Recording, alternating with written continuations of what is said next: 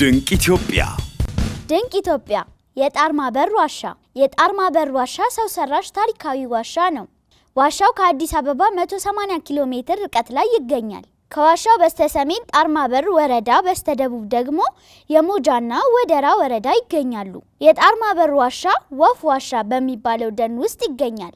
ወፍ ዋሻ ደን 16925.5 ሄክታር የቆዳ ስፋት ይሸፍናል።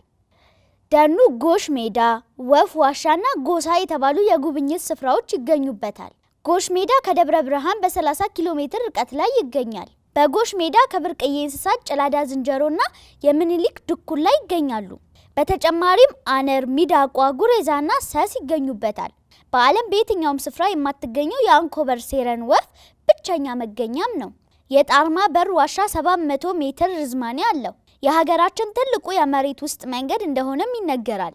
ጣርማ በር ዋሻ ሰሜናዊ ኢትዮጵያን ከደቡብ ጋር የሚያገናኝ ጎዳናም ነው። ስላዳመጣችሁኝ አመሰግናለሁ። ድንቅ ኢትዮጵያ